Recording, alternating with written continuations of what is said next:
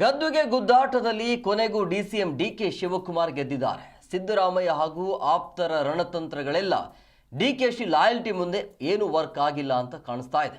DK Shivakumar ಅವರ ತಾಳ್ಮೆ, ನಂಬಿಕೆ, ಶ್ರಮಕ್ಕೆ ಹೈಕಮಾಂಡ್ ಕೂಲಿ ಕೊಟ್ಟಿದೆ.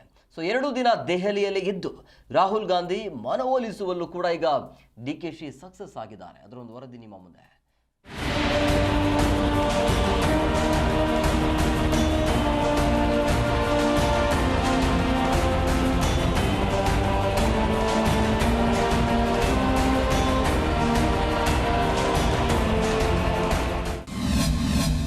ಡಿಕೆಶಿಗೆ ಕೂಡಿ ಬಂತು ಶುಭ ಶುಕ್ರವಾರ, ಶುಭ ಗಳಿಗೆ. ಸಿದ್ದುನ ಬೀಟ್ ಮಾಡಿ ಹೈಕಮಾಂಡ್ ಮನಗೆದ್ರ ಬಂಡೆ. ಕೊನೆಗೂ ಪಟ್ಟ ಶ್ರಮಕ್ಕೆ ಕೂಲಿ ಪಡೆದ ಟ್ರಬಲ್ ಶೂಟರ್. ಕುರ್ಚಿ ಆಟದಲ್ಲಿ ಕೊನೆಗೂ ಡಿಸಿಎಂ ಡಿಕೆ ಶಿವಕುಮಾರ್ ಗೆದ್ದು ಬೇಗಿದ್ದಾರೆ. ಗುರುವಾರ ಸಿಎಂ ರಾಜೀನಾಮೆ ನೀಡುವ ಸಾಧ್ಯತೆ ಇದೆ. ಶುಕ್ರವಾರ ಸಿಎಲ್ಪಿ ನಾಯಕರಾಗಿ ಡಿಕೆ ಶಿವಕುಮಾರ್ ಆಯ್ಕೆಯಾಗಲಿದ್ದಾರೆ. ಸೋಮವಾರದಂದು ಶುಭ ಮುಹೂರ್ತದಲ್ಲಿ ಸಿಎಂ ಆಗಿ ಪ್ರಮಾಣ ವಚನ ಸ್ವೀಕಾರ ಮಾಡಲಿದ್ದಾರೆ ಎನ್ನಲಾಗ್ತಾ ಇದೆ.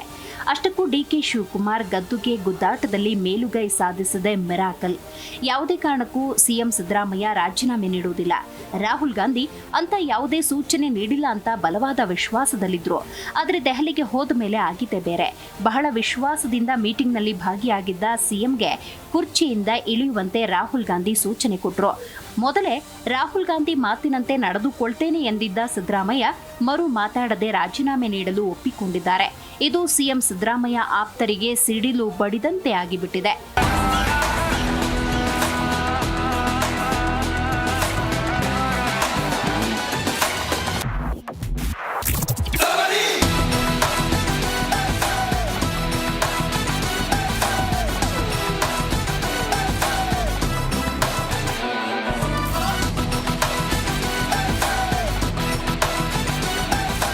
ಅಷ್ಟಕ್ಕೂ ಡಿಸಿಎಂ ಡಿಕೆ ಶಿವಕುಮಾರ್ ಕುರ್ಚಿ ಆಟದಲ್ಲಿ ಏಕಾಂಗಿಯಾಗಿ ಗೆದ್ದಿರೋದು ಕುತೂಹಲಕ್ಕೆ ಕಾರಣವಾಗಿದೆ.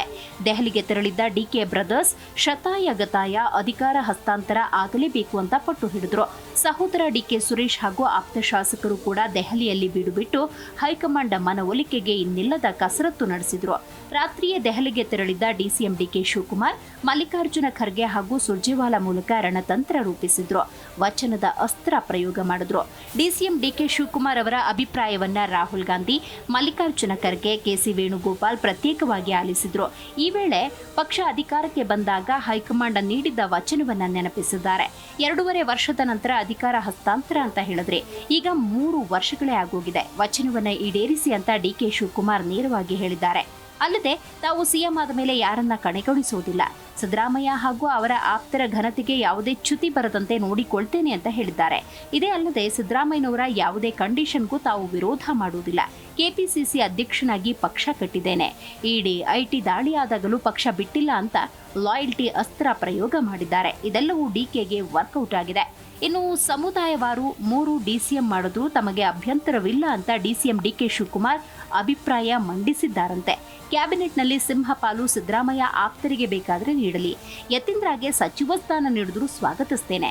ಕೆಪಿಸಿಸಿ ಅಧ್ಯಕ್ಷ ಸ್ಥಾನಕ್ಕೆ ಬೇರೊಬ್ಬರನ್ನ ನೇಮಿಸಿದ್ರೂ ಸರಿಯೇ, ಆದರೆ ನನ್ನ ಶ್ರಮಕ್ಕೆ ಕೂಲಿ ಬೇಕು. ಪಕ್ಷಕ್ಕಾಗಿ ಎಲ್ಲಾ ತ್ಯಾಗ ಮಾಡಿದ್ದೇನೆ. ನೀವೇ ಕೊಟ್ಟ ವಚನವನ್ನ ಈಡೇರಿಸಿಕೊಡಿ ಅಂತ ಡಿಸಿಎಂ ಡಿಕೆ ಶಿವಕುಮಾರ್ ಅನುಕಂಪದ ಅಸ್ತ್ರ ಪ್ರಯೋಗ ಮಾಡಿದ್ದಾರೆ. ಡಿಕೆ ಶಿವಕುಮಾರ್ಗೆ ಸಿಎಂ ಪಟ್ಟ ಒಲಿಯುವುದರಲ್ಲಿ ಮಲ್ಲಿಕಾರ್ಜುನ ಖರ್ಗೆ ಹಾಗೂ ಸೋನಿಯಾ ಗಾಂಧಿ ಮಹತ್ವದ ಪಾತ್ರ ವಹಿಸಿದ್ದಾರೆ. ಡಿಕೆ ಶಿವಕುಮಾರ್ ಅವರ ಸಂಘಟನಾ ಚತುರತೆ, ಪಕ್ಷಕ್ಕೆ ಸಂಕಷ್ಟ ಬಂದಾಗಲೆಲ್ಲ ಟ್ರಬಲ್ ಶೂಟರ್ ಆಗಿ ನಿಂತಿದ್ದನ್ನ ಸೋನಿಯಾ ಗಾಂಧಿ ಪರಿಗಣಿಸಿದ್ದಾರೆ. ಸಭೆಯ ನಡುವೆ ಸೋನಿಯಾ ಗಾಂಧಿ ಅವರನ್ನ ರಾಹುಲ್ ಭೇಟಿಯಾದಾಗಲೂ ಡಿಕೆ ಶಿವಕುಮಾರ್ ಪರ ಬ್ಯಾಟಿಂಗ್ ಮಾಡಿದ್ದಾರೆ. ಪ್ರಿಯಾಂಕ್ ಖರ್ಗೆ ಕೂಡ ಡಿಕೆ ಶಿವಕುಮಾರ್ ಪರ ನಿಂತಿದ್ರಿಂದಾಗಿ ರಾಹುಲ್ ಗಾಂಧಿ ಮುಂದೆ ಬೇರೆ ಆಪ್ಷನ್ನೇ ಇರಲಿಲ್ಲ. ಹೀಗಾಗಿ ಒಲ್ಲದ ಮನಸ್ಸಿನಿಂದಲೇ ಅಧಿಕಾರವನ್ನ ಡಿಕೆ ಶಿವಕುಮಾರ್ಗೆ ಬಿಟ್ಟುಕೊಡಿ ಅಂತ ರಾಹುಲ್ ಗಾಂಧಿ ಸೂಚನೆ ನೀಡಬೇಕಾಯಿತು. ಅದಕ್ಕೆ ಮರು ಮಾತಾಡದೆ ತಲೆಯಾಡಿಸಿ ಸಿಎಂ ಬೆಂಗಳೂರಿಗೆ ವಾಪಸ್ ಆಗಿದ್ದಾರೆ. ಸದ್ಯ ದೆಹಲಿಯಲ್ಲೇ ಬೀಡು ಬಿಟ್ಟಿರುವ ಡಿಕೆ ಶಿವಕುಮಾರ್ ಸಂಪುಟ ಪುನರಚನೆ ಸರ್ಕಸ್ ಶುರು ಮಾಡಿದ್ದಾರಂತೆ. ಇತ್ತ ಡಿಕೆ ಬಣದಲ್ಲಿ ಸಂಭ್ರಮ ಜೋರಾಗಿದ್ದು ಪ್ರಮಾಣ ವಚನ ಕಾರ್ಯಕ್ರಮಕ್ಕೆ ಸಜ್ಜಾಗ್ತಾ ಇದ್ದಾರೆ. Rachappa Suttur, political bureau, Zee Kannada news, Bengaluru.